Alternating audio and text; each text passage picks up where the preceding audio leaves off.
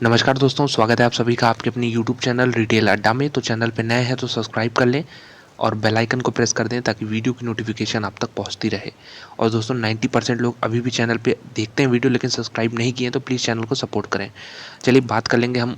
देखिए पिछले 2-3 सालों में ग्रीन एनर्जी, क्लीन एनर्जी और रिन्यूएबल एनर्जी, इनका देखिए बहुत ज़्यादा चर्चा हुआ है।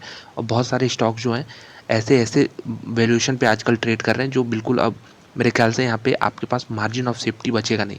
बात करेंगे सीधे सीधे अडानी ग्रीन की, तो कोई इस प्राइस पे अब खरीदने को तैयार हो रहा है तो डेफिनेटली उसके पास देखिए सेफ्टी का कोई रिस्क बचेगा नहीं इसमें। इसलिए अडानी ग्रीन जैसी कंपनियों से आप दूर रहें। इसमें मेरा अनुमान है कि 50-60% का अगर करेक्शन आता है तो आपको बिल्कुल भी सरप्राइज होना नहीं चाहिए, क्योंकि फंडामेंटल्स इतने भी स्ट्रॉन्ग है नहीं कि कंपनी का जो वैल्यूएशन यहाँ तक पहुँच गया है वहाँ तक सस्टेन करे। लेकिन हाँ, बात कर लेंगे एक ऐसी छोटी कंपनी की जो बिल्कुल रिन्यूएबल एनर्जी में काम कर रही है। इसका करेंट मार्केट प्राइस आप देख सकते हैं 28-29 रुपये के आसपास है। और एक ये सरकारी कंपनी है।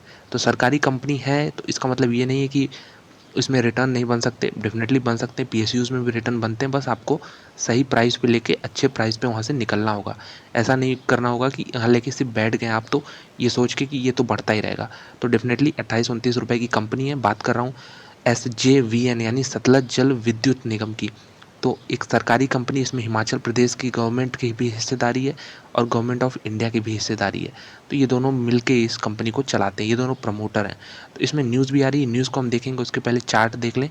तो चार्ट पे अगर आप डेली चार्ट देखें तो आपको अंदाज़ा मिलेगा कि यहाँ पे लो बनाया, उसके बाद राउंडिंग बॉटम पैटर्न बनाया, यहाँ पे ब्रेकआउट दिया, उसके बाद अब धीरे धीरे यहाँ पे मूव के लिए तैयार हो रहा है।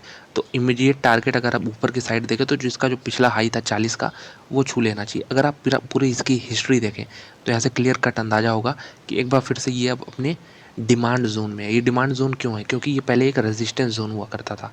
यहाँ पे इसने रेजिस्टेंस लिया दूसरी बार, फिर उसका जब यहाँ पे इसने ब्रेकआउट दिया तो फिर यहाँ पे एक सपोर्ट की तरह ये काम करने लगा। तो बेसिकली यही चीज़ है, अब ये बिल्कुल सपोर्ट की तरह ही काम करेगा यहाँ पे। तो ये जो लेवल है आप देख सकते हैं 27 से 26-27 का, यहाँ पे देख सकते हैं एक बार फिर से ये रुकने की कोशिश कर रहा है। तो बिल्कुल अगर यहाँ रुके तो आप बिल्कुल इसमें बाइंग करके चल सकते हैं। अगर हम देखें तो ये जोन आप देख सकते हैं बिल्कुल रेजिस्टेंस का जोन है, अब फिर से वहीं ये खड़ा है। तो बेसिकली जो टारगेट है 40 का, ये आराम से इसमें 40 रुपये का टारगेट आराम से हमें दिख जाना चाहिए यहाँ तक। तो अगर आप बात कर लें तो ये तो चार्ट पे हो गया, इसका स्ट्रक्चर जो है पॉजिटिव बता रहा है कि यहाँ पे इस तरह का कुछ पैटर्न आपको ऑब्जर्व करने को मिल सकता है। तो चलिए इससे रिलेटेड न्यूज़ आ रही, न्यूज़ को भी हम लोग देख लेते हैं।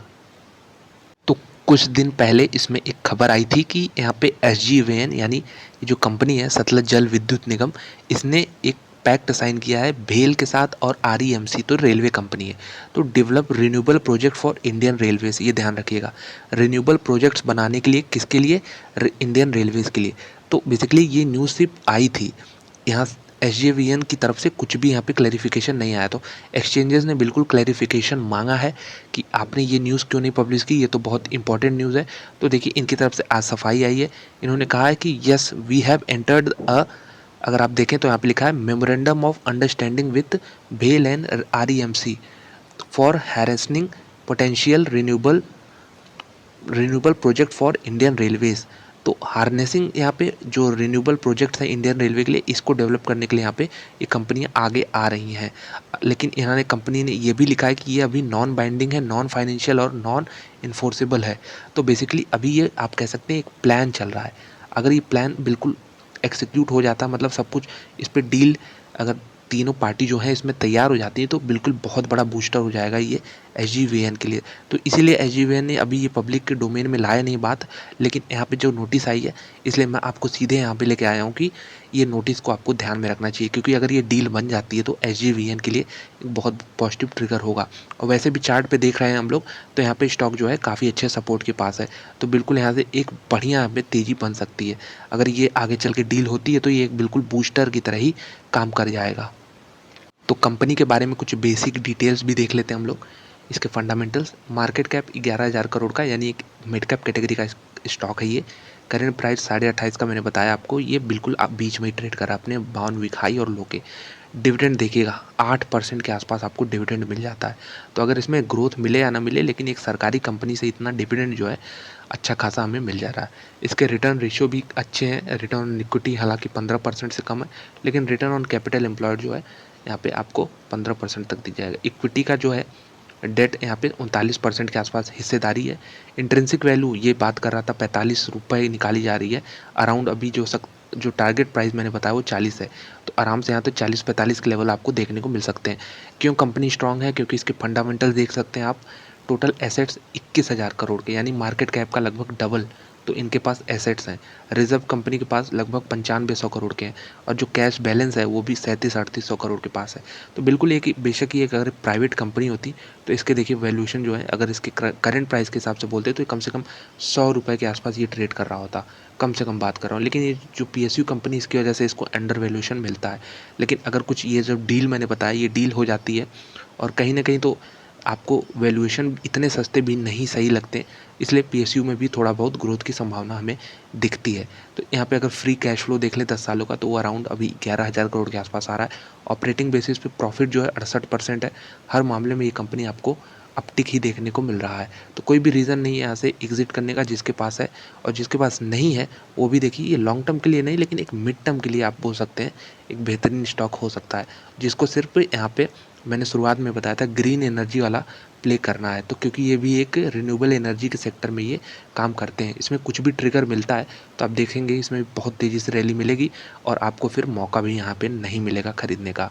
तो यही सब बताना था आपको। कंपनी के नंबर्स हालांकि कुछ खास यहाँ पे प्रॉफिट आपको नहीं देखने को मिलेंगे, मतलब प्रॉफिट तो देखने को मिलेंगे लेकिन जो ग्रोथ होती है वो ग्रोथ आपको नहीं देखने को मिलेगी।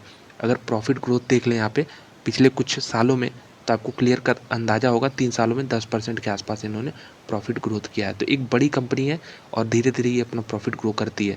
तो बेसिकली अगर आपको डिविडेंड खेलना हो, डिविडेंड अगर आपको 7% तक चाहिए और प्लस रिन्यूएबल एनर्जी वाली थीम में खेलनी हो, तो बिल्कुल इस कंपनी को बिल्कुल आप छोड़िएगा मत, क्योंकि ये अडानी ग्रीन जैसी कंपनी है जो आपको बहुत ही अट्रैक्टिव लग सकती है रिटर्न वाइज, लेकिन ये जो है वैल्यूएशन वाइज आपको काफ़ी यहाँ पे कंफर्ट देगी। अगर इसके शेयर होल्डिंग पैटर्न की बात कर लें तो आपको क्लियर कट इसमें दिख जाएगा कि प्रमोटर जो है अराउंड 87% है। तो 87% में आपको इसमें इंडियन गवर्नमेंट भी दिख जाएगी और साथ में हिमाचल प्रदेश की गवर्नमेंट भी दिख जाएगी। डीआईआईज और एफआईआईज में बहुत कम है, पब्लिक भी बहुत कम है। तो बेसिकली एक बेहतरीन स्टॉक हो सकता है अगर आपको डिविडेंड और जैसा मैंने बताया कि रिन्यूएबल एनर्जी का प्ले करना हो तो वीडियो देखने के लिए धन्यवाद। अच्छी लगी तो एक लाइक कर दें, चैनल पर सब्सक्राइब कर दें। मिलते हैं आपसे अगले वीडियो में। धन्यवाद।